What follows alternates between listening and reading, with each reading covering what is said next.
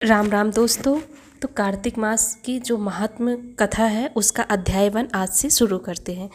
तो आइए जानते हैं कि कथा किस प्रकार से है। मैं सिमरू माता शारदा बैठे जिह्वा आए, कार्तिक मास की कथा लिखे कमल हर्षाए। नैमिषारण्य तीर्थ में श्री सूत जी ने 88,000 सनकादि ऋषियों से कहा, अब मैं आपको कार्तिक मास की कथा विस्तार पूर्वक सुनाता हूँ, जिसका श्रवण करने से मनुष्य के सभी पाप नष्ट हो जाते हैं और अंत समय में बैकुंठ धाम की प्राप्ति होती है। सूत जी ने कहा, श्री कृष्ण जी से अनुमति लेकर देवर्षि नारद के चले जाने के पश्चात सत्यभामा प्रसन्न होकर भगवान कृष्ण से बोली, हे प्रभु, मैं धन्य हुई, मेरा जन्म सफल हुआ। मुझ जैसी त्रैलोक्य सुंदरी के जन्मदाता भी धन्य है, जो आपकी 16,000 स्त्रियों के बीच में आपकी परम प्यारी पत्नी बनी। मैंने आपके साथ नारद जी को वह कल्प वृक्ष आदि पुरुष विधि पूर्वक दान में दिया, परंतु वही कल्प वृक्ष मेरे घर लहराया करता है। यह बात मृत्युलोक में किसी स्त्री को ज्ञात नहीं है। हे त्रिलोकीनाथ, मैं आपसे कुछ पूछने की इच्छुक हूँ। आप मुझे कृपया कार्तिक महात्म्य की कथा विस्तार पूर्वक सुनाइए, जिसको सुनकर मेरा हित हो और जिसके करने से कल्प पर्यंत भी आप मुझसे विमुख न हो।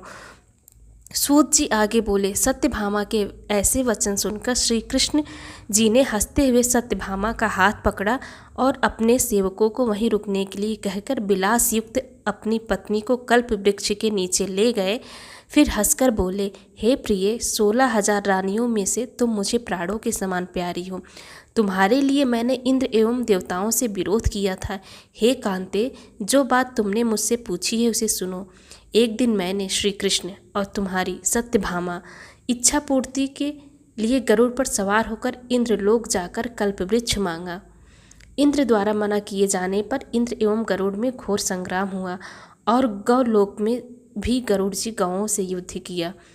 गरुड़ की चोंच से उनके कान एवं पूंछ कटकर गिरने लगे, जिससे 3 वस्तुएं उत्पन्न हुई। कान से तंबाकू, पूंछ से गोभी और रक्त से मेहंदी बनी।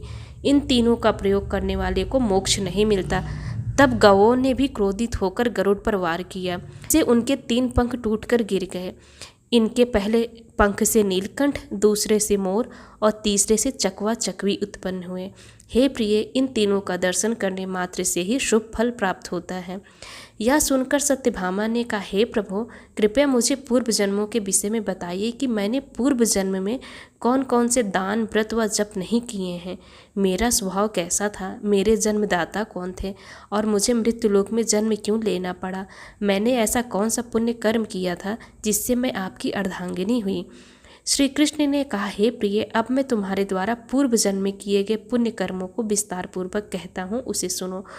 पूर्व समय में सतयुग के अंत में मायापुरी में अत्रि गोत्र में वेदांत का ज्ञाता देव शर्मा नामक एक ब्राह्मण निवास करता था। वह प्रतिदिन अतिथियों की सेवा, हवन और सूर्य भगवान का पूजन किया करता था। वह सूर्य के समान तेजस्वी था।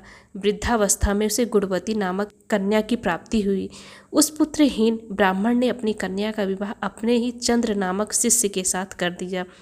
वह चंद्र को अपने पुत्र के समान मानता था और चंद्र भी उसे अपने पिता की भांति सम्मान देता था। एक दिन वे दोनों कुश व समिधा लेने के लिए जंगल में गए। जब वे हिमालय की तलहटी में भ्रमण कर रहे थे, तब उन्हें एक राक्षस आता हुआ दिखाई दिया। उस राक्षस को देखकर भय के कारण उनके अंग शिथिल हो गए और वे वहां से भागने में भी असमर्थ हो गए। तब उस काल के समान राक्षस ने उन दोनों को मार डाला।